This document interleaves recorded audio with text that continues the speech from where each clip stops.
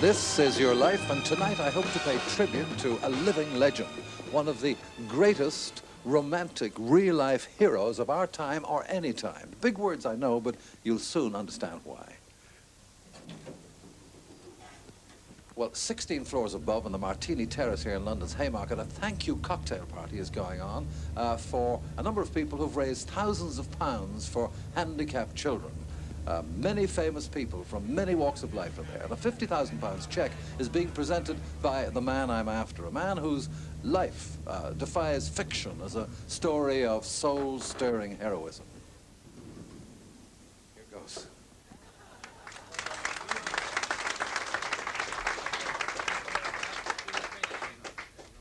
And so, to all of you, thank you, Sparks.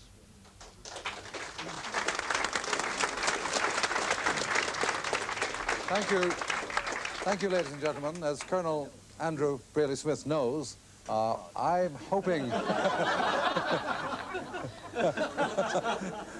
to make another presentation tonight to the president of the association that presented that cheque on behalf of the Crippled Children Research. And I mean you, Sir Douglas, I hope you will accept the presentation and the salute, because tonight, Group Captain Sir Douglas Bader, this is your life.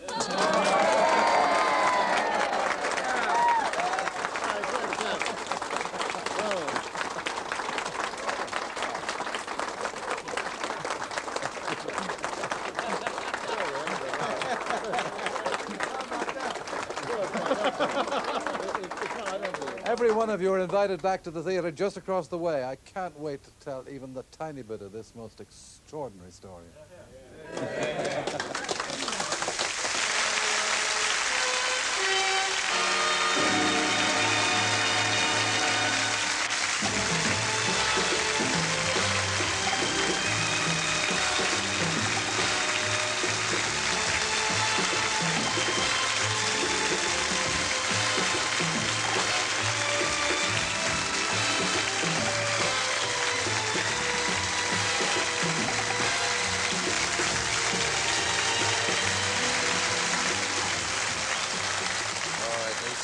Down, Douglas. Well, what a reception, and all these marvellous friends of yours from that cocktail party where we surprised you, and you gave me a very peculiar salute. But someone else very special in your life was at that party too, and of course she's here, your wife, Joan.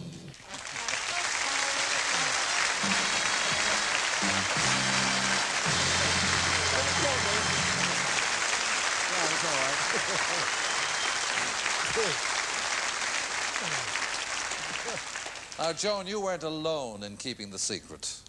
No, I wasn't. Quite a few of us kept it for quite a long time, and it wasn't very easy, I can tell you. I shall get shot when I get home, but never mind. And the rest of the family we must meet, which won't take too long because they're here. Stepdaughters Jane with her husband Gary, Wendy with her husband David, and stepson Michael. Your only cousin, Sue Goodhue, and great family friend, Claire Hoare, and for 40 years, very close to you, author, former member of Parliament, and ex-wing commander, Laddie Lucas, and his wife, Jill.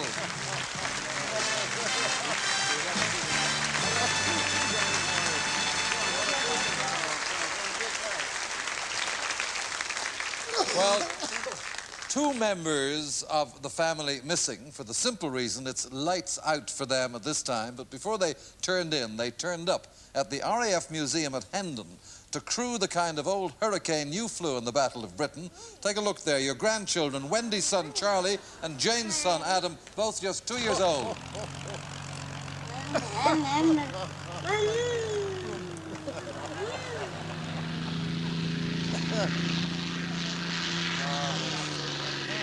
Thank you, Charlie and Adam.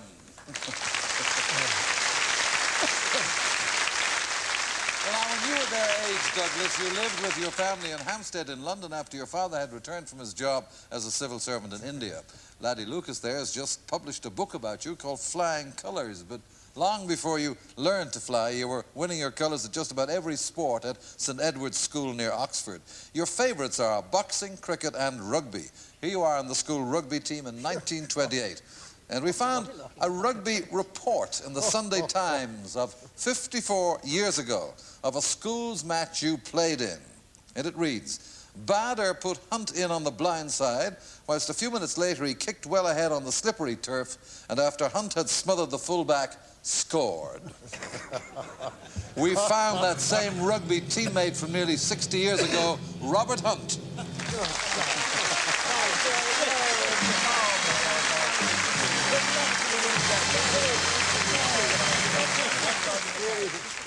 Douglas, your uncle Cyril was adjutant at Cranwell and you wanted to become a cadet there. Your father, an army major in the Great War, had died and your mother could no longer afford your school fees. So your history teacher pays those school fees himself rather than see you forced to leave. Now, your gratitude to him is matched only by his pride in you. He's 82 now and unable to travel from his home near Brighton, but it's from there that he talks to you now. That wonderful man you mentioned, Walter Dingwall. Hello, Douglas. I have in front of me a photograph of the sixth form for 1927, in which you are seated, and your chief friend, the late Dennis Abbott, is standing behind. There are many memories of our life together, but one vivid memory is when you tell me in my office that you wished to enter the Air Force, and I challenged you to win a prize cadetship at Cranwell. Dennis went to Sandhurst, and you won your prize cadetship at Cranwell. And now, Douglas, I just hope you enjoy the rest of your evening. Thank you, Walter Dingwall.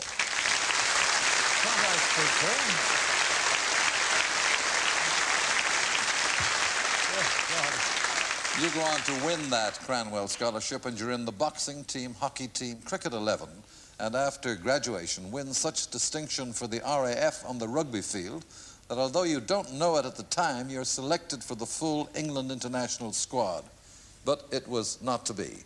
The morning of Monday, December 14th, 1931, sees you flying over to an aero club near Reading with a couple of other young officers. It's a simple social call, but we can see the dramatic result of that clear winter's morning of 50 years ago reconstructed in the famous film based on your life, Reach for the Sky.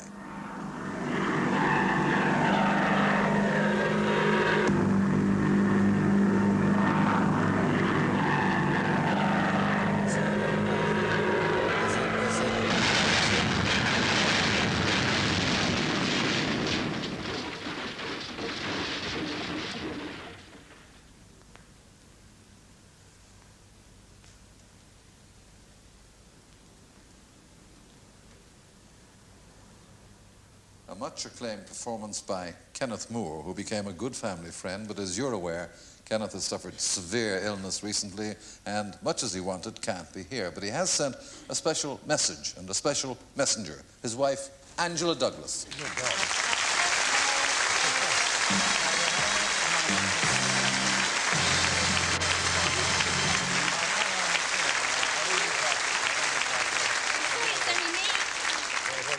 Angela, your message from Kenny. He sends you lots of love. He says, "My dear Douglas, you know very well why I can't be with you this evening, more's the pity. But I'm sending my old lady along to represent me. She's been in love with you for years anyway, it's true. Your inspiration and courage is quite rightly a legend. It was with me all through the film and is with me still. God bless you. Up the RAF. Love from us both, Kenny." Thank you, Angela Douglas. And of course, thanks and best wishes to you, Kenny Moore.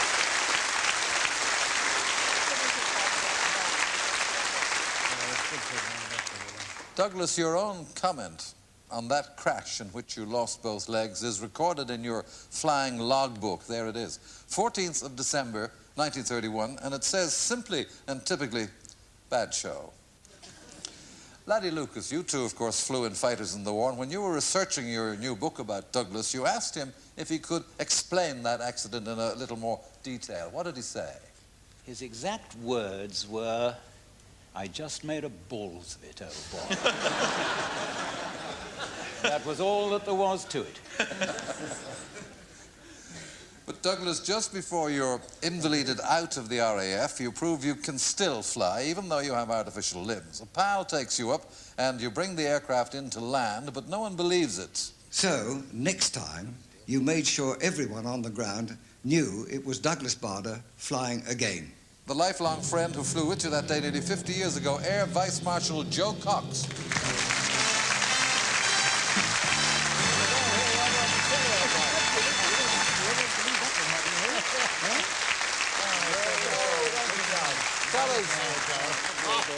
Just how did everyone know Douglas was in control of that aircraft? Well, it was the 10th of March, 1933, at Royal Air Force, Duxford, and Douglas had flown with me a couple of days or so beforehand, and he had executed some excellent aerobatics and a perfect landing. But unfortunately, our chums just would not believe that he landed that aircraft. So he asked me if I would take him up again, and that when the time came for us to come into land, that I would hold my hands above my head so that there'd be absolutely no doubt as to who was flying the aircraft. And that was done, and he made another perfect landing. Thank you, Air Vice Marshal Joe Cox.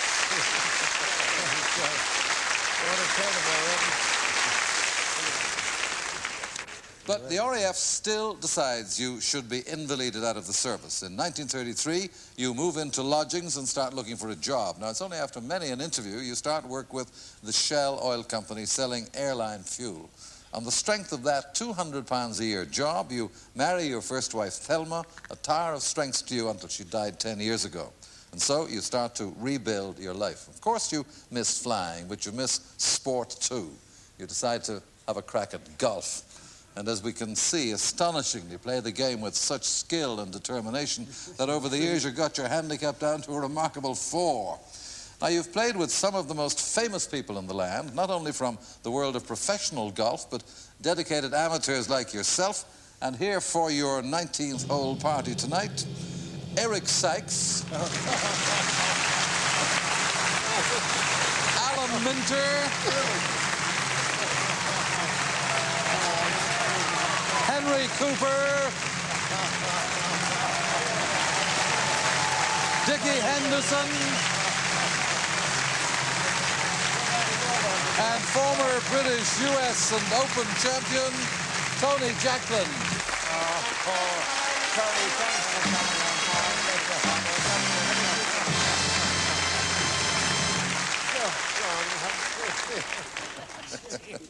Oh, what a collection. And Douglas, there's someone else who recalls playing golf with you on a visit you made 10 years ago to Hollywood. During the war, he was a much decorated colonel in the American Air Force, but he's perhaps better known to millions of cinema goers the world over as plain Mr. James Stewart. Sir Douglas, I'm delighted to have this opportunity to pay my respects to you and congratulate you on the outstanding contribution you made to your country in the war. I also remember a delightful golf game we had at the Bel Air Country Club in California, especially a beautiful bunker shot you made on the 18th hole, which sort of secured victory for you. Again, it's wonderful to pay my respects to you, and I salute you. Thank you, James Stewart. Douglas, we all have our own heroes in sport, and you have yours in golf. No talk of the game for you tonight would be complete without him. Wartime pilot himself in the South African Air Force, 4 times winner of the British Open Championship. From his home in Johannesburg, we've flown him specially for you tonight, the great Bobby Locke.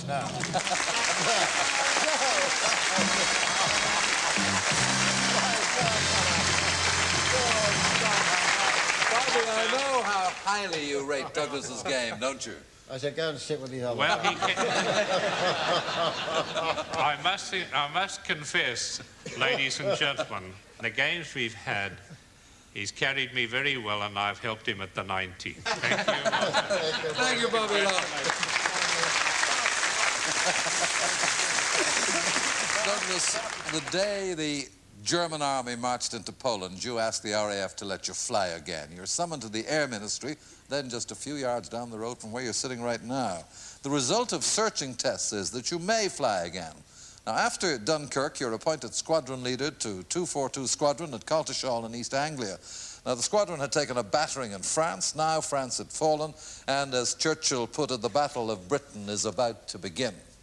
You, Douglas, were among the first to take to the skies and take on a confident enemy. You blast some damaging holes in that confidence, but don't escape unscathed. You came back to refuel, and just the thickness of a piece of chewing gum between you and your life. He fixed your bullet-torn Hurricane, squadron leader, engineer Knocker West, and with him, station warrant officer Tubby Mays.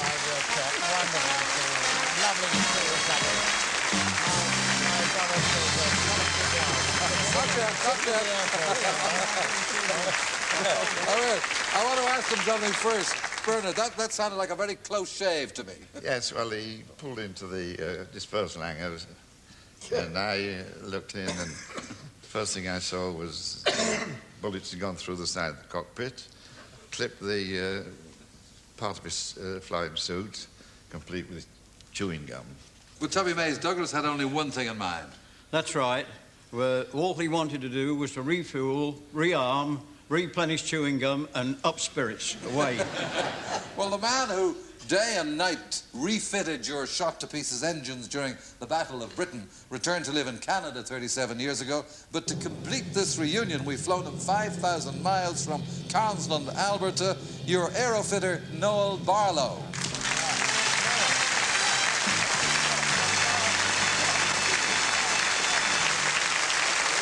Thank you, Noel Barlow, Knocker West, Tubby Mays. Thank you.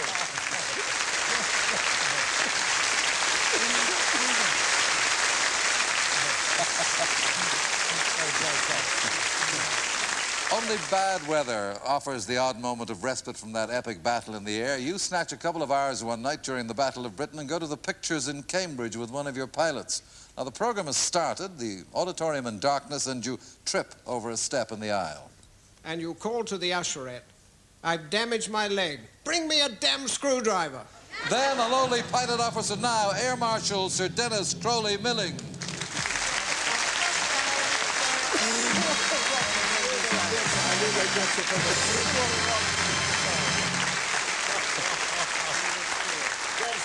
Sir Dennis, did Douglas get the screwdriver? Well, not straight away. I mean, she looked down at him in amazement because, of course, we were in uniform, obviously pilots. But Douglas, in his usual colourful language, insisted on getting a screwdriver, and this poor girl finally got one. Douglas was sitting in the aisle, pulled up his trouser, used the screwdriver to sort of pin back a bit of metal that had stopped the artificial leg working, worked it once or twice, stood up, handed the screwdriver back and said, "Thank you very much," and sat down. And the poor girl was looking at him in absolute, complete astonishment. Thank you, Sir Dennis Crowley Milling.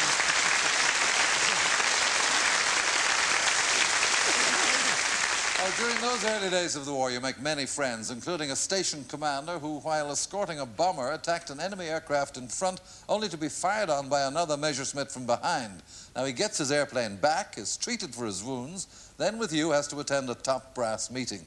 You're already seated in the conference room when he walks in and has to pass you. And suddenly, he lets out a yell of anguish. "That's because you hit me exactly where the blasted Messerschmitt hit me." From that day, 41 years ago now, Air Chief Marshal Sir Harry Broadhurst.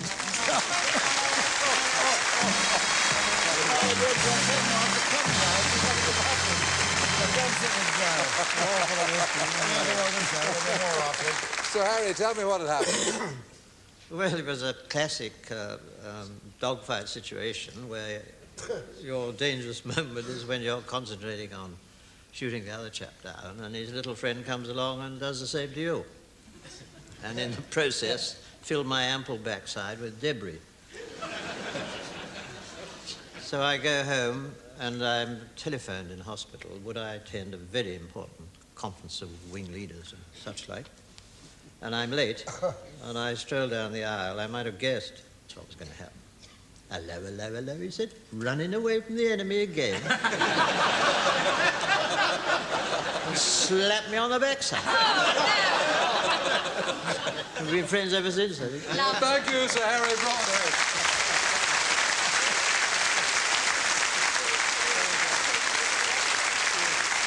But looking at this emblem on the side of your Hurricane, Douglas, it's someone else besides Sir Harry who's getting it in the rear, as far as you're concerned. Oh, yes, marvellous. Now, Douglas, you'd a favourite song during the war, sung by someone who is in Australia tonight, but who recalls it especially for you now. Who else but the wartime sweetheart of the forces, legend Dame Vera Lynn? Hello, Eamon. Hello, Dougie.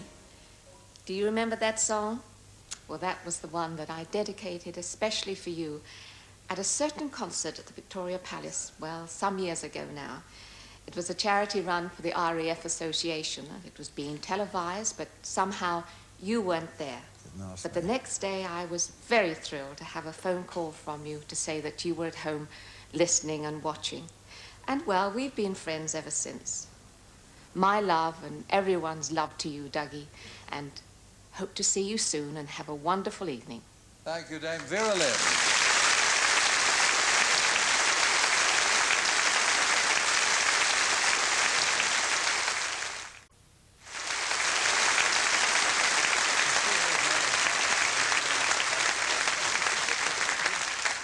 Douglas, I'd like to take you back now to the 19th of September 1940 to Foulmere in Cambridgeshire. The call came to scramble and take off to engage the enemy.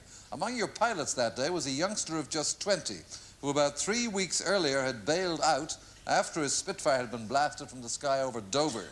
His squadron, which had been flying since just before the beginning of the war, had suffered very heavy casualties while he'd been recovering on sick leave. Now, still shaken and feeling distinctly nervous, he was back for more. As the fighters climb, he hears your voice over the radio calling base. I could hardly believe my ears. You were actually asking the controller to arrange a game of squash for later that day. The same youngster who went on to become a group captain himself, Hugh Dundas.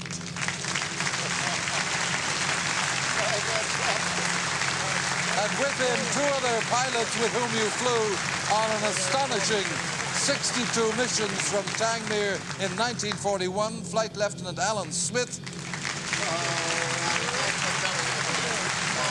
And the man who personally shot down 38 enemy aircraft more than any other pilot in the Allied force, Air Vice Marshal Johnny Johnson.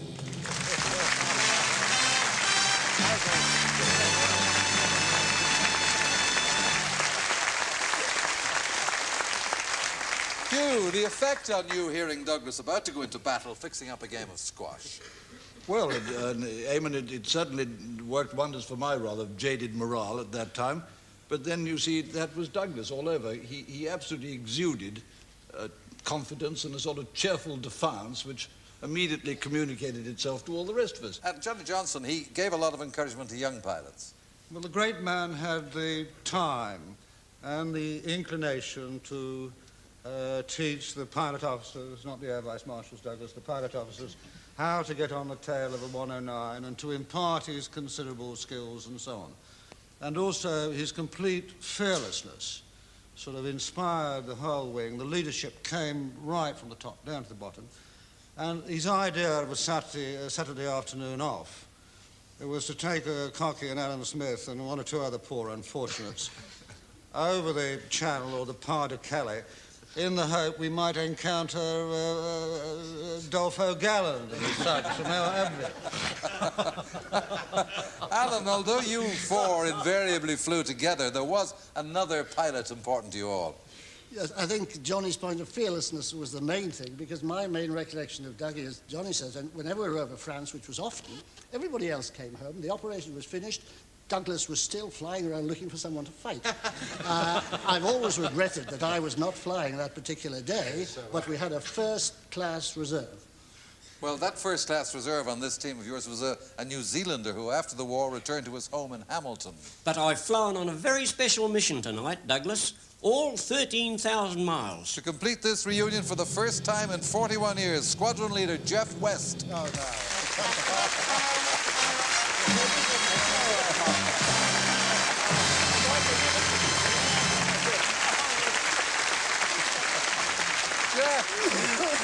Jeff, you were flying at number 2 in the formation on the 9th of August, 41. Unfortunately, I was. And we were over the other side, and Douglas said, come on, chaps, there's a gaggle of 109s down here. There's plenty for all, chaps. And one was just coming up and I was about to press the tit and I saw that he was going to do it on the same one, so I had to pull across and take another one. Yes. And I'm afraid I lost him. And I shot this other thing down and span on top of it. When I recovered from the spin, the sky was empty and I lost you. I think he'd shot me down. In fact, when you got back and found him missing, you feared the worst, didn't you? Seriously. Well, yes, we did, as a matter of fact. We haven't heard from him, after all. We haven't heard anything. We thought he might be in the drink. And so we quickly refueled, and I got Johnny and Jeff and another chap, and we went off and flew up and down the French coast for a bit. Finally, it sunk in that he really was missing. And I must say, seriously, that was a very, very devastating moment for all of us. Because Douglas as a leader was just bloody marvellous, and I must say that to his face, he was just bloody marvellous. And the thought that we might have lost him forever was really very devastating. I should have known better, shouldn't I? He's been organising our lives ever since. Thank you, Hugh Dundas, Jeff West, Alan Smith, and Johnny Johnson. He's not bad even now. In fact, Douglas, no one had seen you bail out after an enemy aircraft had torn away the rear half of your Spitfire in a mid-combat collision as he veered to escape your attack on 2 Messerschmitts. And as you bailed out, your right leg, trapped, was ripped away. Had it not been an artificial limb, you would have plunged to your death in the cockpit of the Spitfire. As it was, you were captured and taken to hospital at St. Omer by a strange coincidence, the town where your father had died as a result of his First World War wounds. Jill Lucas, you were Douglas's sister-in-law and you shared the long wait for news. Yes, they were terrible days. We couldn't eat, we couldn't sleep. Every day just seemed endless, and we worried and worried what had happened to him. And then after 5 days, the phone went, Thelma answered it, and she heard the Germans had sent a signal. They got him, he was safe. And it was absolutely wonderful, and we sat down and had an enormous meal. But the Germans had got you all right, a prisoner, but it wasn't your intention to stay a prisoner for long if you could help it. Even in the hospital bed, you started to plan escape. And an unusual invitation offers the possibility of a very cheeky opportunity. The German commander of the famous JG-26 fighter wing with whom you'd inevitably exchange fire in mid-air combat invites the daredevil British Spitfire pilot with no legs to tea. He's one of Germany's ace fighter pilots and is prepared to accede to your request to let you have a close on-the-ground look at the famous Messerschmitt 109. You ask a favor, could you sit in the cockpit? Certainly, came the courteous reply. And once in the cockpit, you had another request. You actually asked me if you could take my Messerschmitt for a circle around the airfield. Enemies then, but great friends now from his home in Bonn, General Adolf Galland.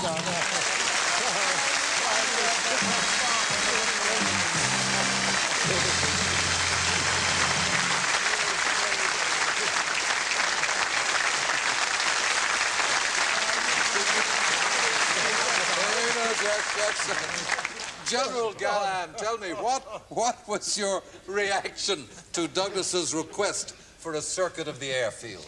I knew that he was able and capable to fly my airplane, but in this situation in the war, I was not allowed to give him the allowance to make a circle around the airfield.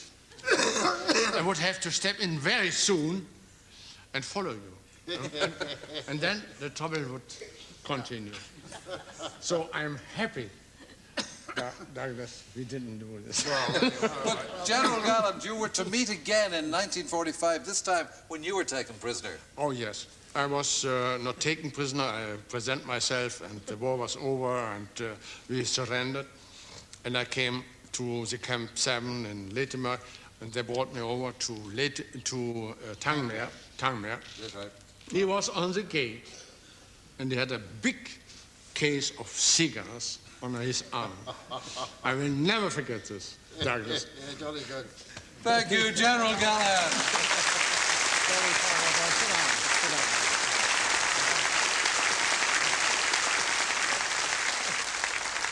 Well, back back at 616 Squadron. You may be out of sight, but you're far from out of mind, as this message on the side of Johnny Johnson's Spitfire reminds everyone Bader's Bus Company still running. And you've yet another request to put to General Galland, that a new pair of legs be dropped to you from England. Permission is granted. And the new legs were dropped safely. Great wartime friend and golfing partner to this day, Air Commodore Al Deer.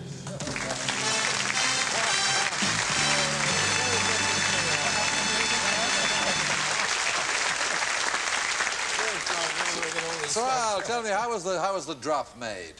Well, it was decided in the circumstances of the recipient here that we couldn't accept the German offer to have a free flight in. Therefore, a bombing raid on Saint-Omer was laid on, Blenheim's, one of which carried the leg. I was the unfortunate to have detail in the close escort Spitfires. It's a tough job, as you remember. Very good stuff, yes. And we had a hell of a job getting in and out, but he got his leg. Thank you, Air Commodore Al Deer.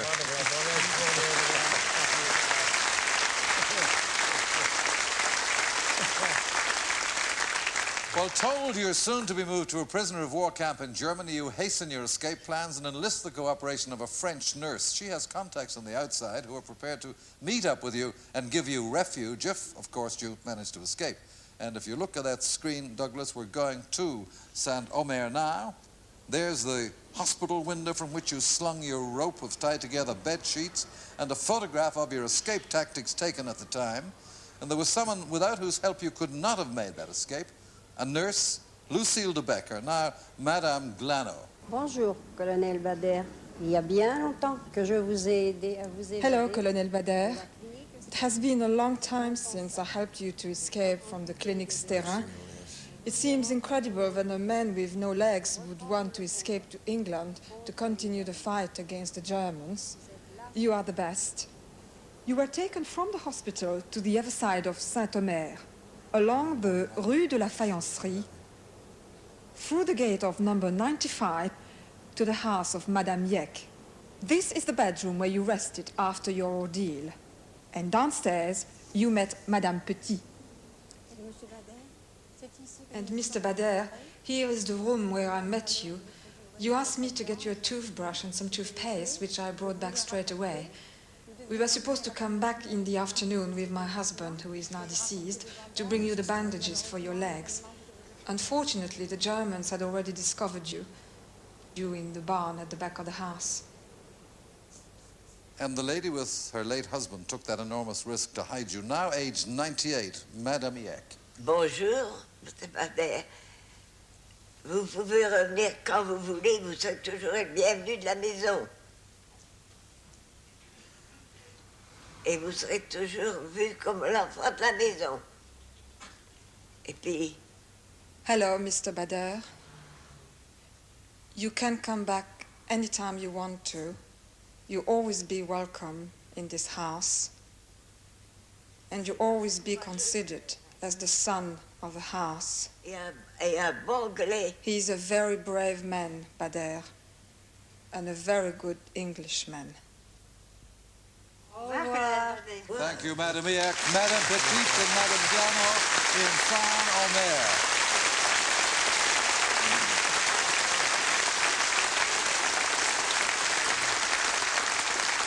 Now, as you know, Douglas, for aiding the courageous escape attempt by yourself and others like you, Madame Yek and Lucille Glano were imprisoned in a Nazi concentration camp for the duration of the war. At war's end, they received the highest decorations France can bestow. Well, at 98, Madame Yek cannot travel, but tonight, proudly wearing her award for supreme courage, the Légion d'honneur, French resistance heroine, Lucille Glano.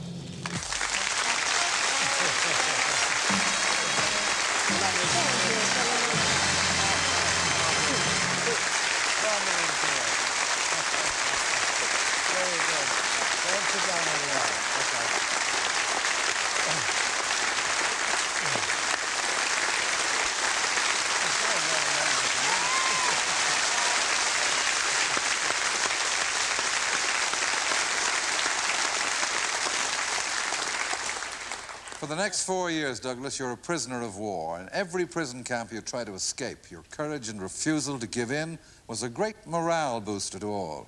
Remember, when we tried tunnelling out at Warburg, we got rid of the soil by filling your legs with it.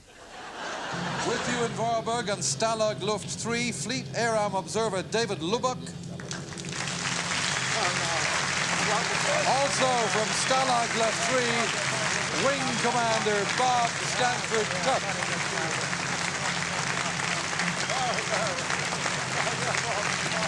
And from Colditz, Colonel Philip Pardo. And Scots Guards Captain Lord Linlithgow.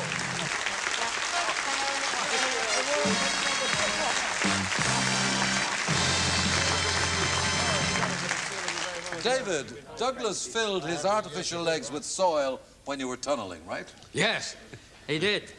You see, we had to get rid of the damn stuff. And you could see he was stomped off down to the circuit of the camp. Sure. And then he would fall over the tripwire and then get rid of the sand. It was an ingenious idea, but it couldn't last for very long. No, it didn't. But Colonel Pardo, those hollow legs came in useful again towards the end of the war when in Colditz you were on near starvation rations. Yes, that's right. He persuaded the Germans to let him go out for a walk outside the camp, escorted, of course, by a sentry. And in no time, Douglas had fixed this sentry to look the wrong way, the other way, you see, when required. And he'd also fixed a German farmer to leave some corn in a little culvert under the road in exchange, again, for a packet of cigarettes or two. So every time he went out for a walk, he'd stop by the culvert, the German would look the other way, the corn was poured down into his legs in exchange for the cigarettes, and back staggered Douglas into the camp, 1 stone heavier than he went out. And believe me, it made a big difference to our starvation rations at the time. And Lord Linlithgow, you were in Colditz with Douglas, but there was an occasion when he tried to escape from the prison camp at Warburg. Yes, Douglas, you'll remember. Oh, yes. Bloody old Warburg. Yes, yes. Remember? And I can describe it very, very shortly. What happened was that it was winter, damn cold. And then at night they crawled out and they bumped a sentry. Do you remember? Yeah, very well indeed. And I should think he was going to the airport, wasn't Yes, he? he was going to have a pee or something. Yeah, I think you're right. He walked straight into him. And they walked straight into him. And he reacted in the way that you would always expect the German sentries. The shouting starts. And in a paroxysm of rage, he picked up a rifle like that with the butt at the bottom, and he stamped it down, bang, like that, on the nearest available foot, which happened to be Douglas's. But instead of a howl of pain, there was a roar of laughter from Douglas. Bob Stanford Tuck at Stalag Luft 3. Now, Douglas made such a nuisance of himself with the German guards, he was told he was being moved to Colditz. Yes, that's nothing unusual. What did he do then? Well, the final day came, as you remember, Douglas, when... indeed. Yeah, you had to go. And he kicked up a hell of a fuss and commotion about it to get him out of the camp and through the first gate. And finally, he played about with his legs and things, I think, but finally they were getting very, very angry, these soldiers, to escort him out of the main gate. And they were starting to shake their rifles like this, and I was getting very worried for Douglas's safety, or most of all, 1 or 2 of us too, with it. But finally, I think he saw the light, and he trundled off with them, and they got through this first gate, where there was quite an appreciable row of German soldiers all drawn up rigidly like this to escort him out of the camp. And he sort of stomped down them, looking at each one like this from toe to head, uniform, this, that, and the other. And a fellow next to me said, "Good Lord, he's actually inspecting them, Douglas." Thank you, Bob Stanford Tuck, Lord Linlithgow, Philip Pardo, and David Lewis.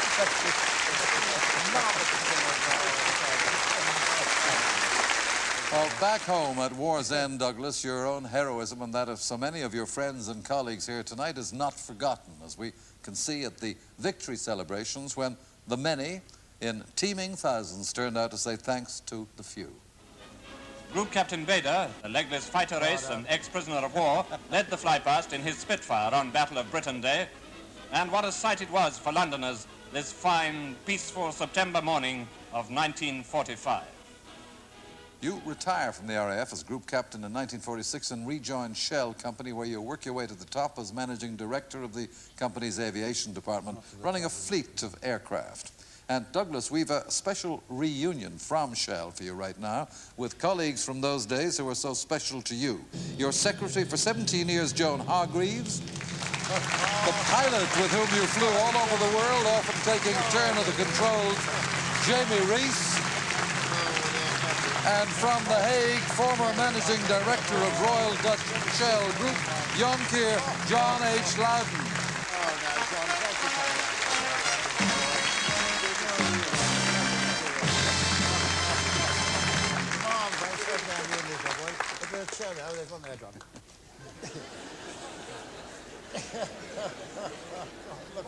And John, when Douglas retired in 1969, the company had a special gift for him. Yes, we had a special gift because he'd been flying ever since he was the head of our Shell aircraft company. He had an aeroplane, and when he retired, we thought he couldn't do without one, so we gave it to him. But he was, apart from being the managing director, that he was much more, and he was really what I would call an ambassador for Shell, but a non-career ambassador, if you understand what I want to say.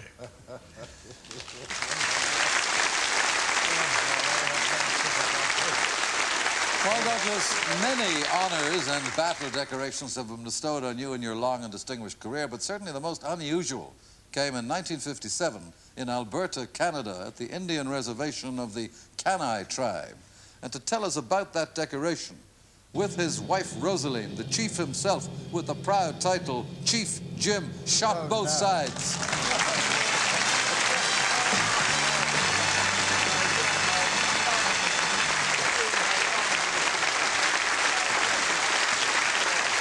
Oh, wait now, I want to ask him.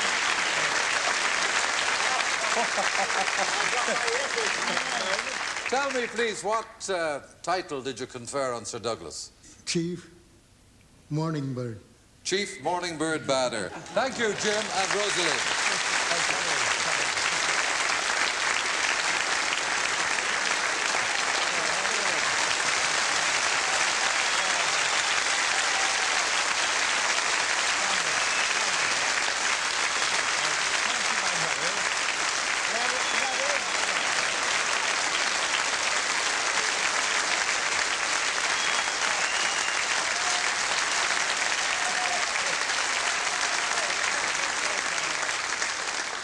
Now, if Chief Morning Bird Bader will be kind enough to sit down for a moment. I had to escort him down there. Now, Douglas, since your retirement, you do even more work for the disabled. You're also invited to join the board of the Civil Aviation Authority, and a friend from your time together in Stalag Luft 3 asked you to join the board of his executive car hire business. You're delighted to be asked and call at the Belgravia Garage to see your old pal, who always has the same greeting. Douglas Bader, hero of mine, undo your top button and shoot me a line. Friend and business colleague, Wing Commander Paddy Barthrop.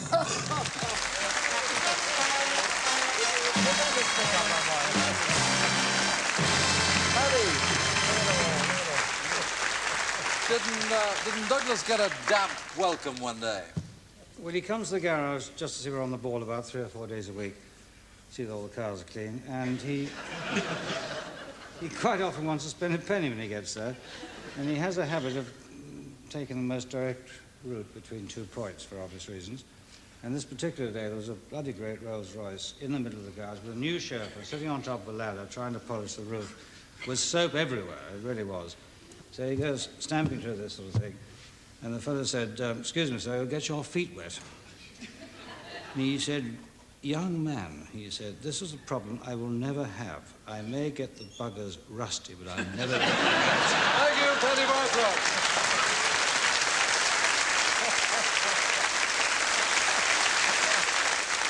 Douglas, you met Joan through playing golf, and you were married on January 3rd, 1973. Joan, your memory of that first meeting with Douglas?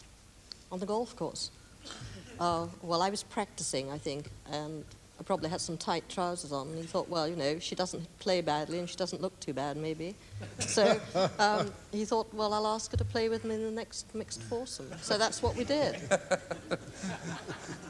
Well, Douglas, since your retirement, you really have thrown yourself into your voluntary work for the disabled. In fact, the cheque you handed over tonight to Action Research for the Crippled Child brings the total since you've been president of the fundraising Sparks organisation to over £250,000 in just 5 years. But you're not just content to raise money. As you displayed by example in the war, raising spirits is just as important. And you do that, Douglas, as we can hear, by calling on people when their spirits are at their lowest, like the visit you paid to a house in Aldershot, from where, with his family, the former army corporal who lost both legs on duty in Belfast talks to you now. 21-year-old Philip Hartley. Hello, Sir Douglas, and greetings from the family too. The best piece of advice you gave me, sir, was when you said that once you'd got tin legs, you'd have to keep a great sense of humour, no matter how difficult that may be. Well, sir, thank you for your visit and the advice that you gave me, and I hope you have a very nice evening. You also called at a house 6,000 miles away in South Africa, and we're going to Newlands near Cape Town to hear from a couple whose son lost both legs due to a crippling form of meningitis when he was only 16 months old. Michael and Margaret Ellis Smith, daughter Claire, and now aged 4, their son Paul. Hello, Sir Douglas. Hello, Sir Douglas. You made an enormous impact on Paul. You really did. It was so important for him to know that there was somebody just like him and who could get around and do so much. This was very important because he had never come across any such person before. Thank you for coming to see me. Those two families knew in advance you planned to call, but we're going to hear now from someone who got the surprise of her life when you knocked on the door of a little house in West Ham in London's East End, the home of 83-year-old Nellie Walpole. Oh, yes. Hello, Sir Douglas. I hope Eamon Andrews gave you as a big surprise tonight as you gave me when you came knocking on my door. When I lost both my legs, a friend of mine who wishes to remain anonymous wrote to you and addressed her letter as such. Sir Douglas Bader, war hero. I do not know your address, but the postman delivered it, God bless him. All the letter asked for was a signed photograph of you. And you came here on the same day, in person, and you stayed to tea, leaving me with a photograph of yourself, signed to Nellie Walpole, a great lady. When I look at that in the morning, I know it's going to be a great day. Have a great night tonight, Sir Douglas. We'll be raising our glasses to you tonight in Corporation Street. Cheers to a great man. God bless. Thank you, Nellie Walpole.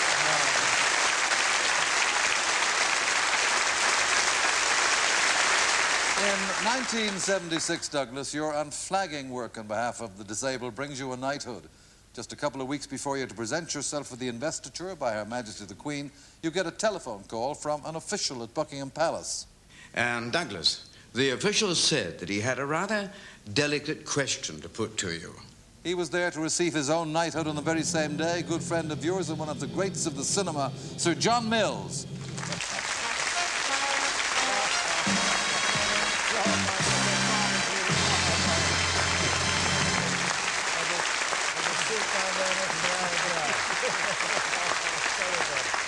So, Sir John, tell us, what was this delicate question? Well, I was in the anteroom, Buckingham Palace, and I was the only actor present. And I got a terrible attack of first-night nerves. I thought I should really muck it up. And he said, it's all right, old boy, it'll just be a scoot. No bother, no bother. He said, you know what happened to me? He said, I was in the bathroom, he said, about 3 weeks ago, and the phone rang. And I picked it up, and I said, hello, who's that? I said, Buckingham Palace on the telephone. Oh, really? Yeah. Who do you want to speak to? Sir Douglas? Who's that? Oh, me, yes, right. Well, what can I do for you? Well, boy said, well, Sir Douglas, it's a rather delicate, rather embarrassing question. He said, well, shoot, what is it? He said, well, it's a question of, Sir Douglas, kneeling down. Do you think you could manage that? And so he said, well, how high is the stool? So I said, 1.5 foot. He said, 1.5 foot, right, hang on. So he left the phone dangling in the bathroom, disappeared in the bedroom. About 3 minutes later, came back and said, "Hello? Is that Buckingham Palace? You still there?" He said, "I'm terribly sorry, old boy. It's no good. I've just fallen on my arse." How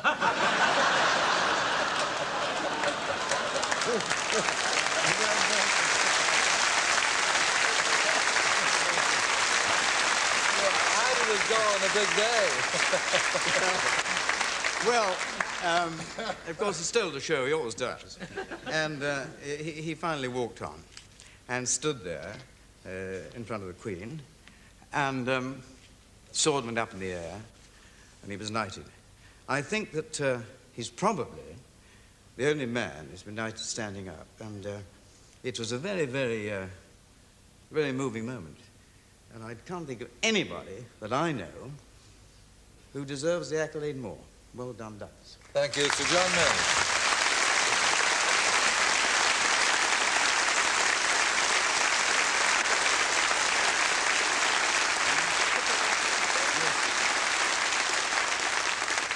But Douglas, not quite all, because I have a message sent to you tonight from Clarence House with a request that it is to be read to you on this program.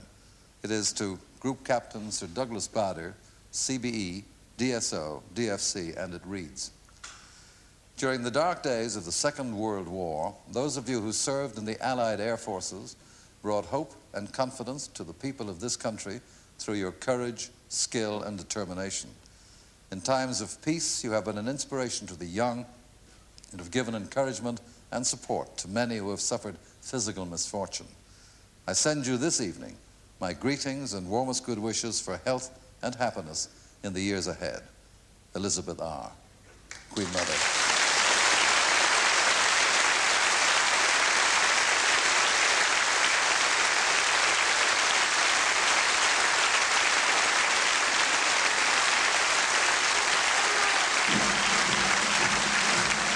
Final tribute. The Royal Air Force march past. Group Captain Sir Douglas Bader, this is your life.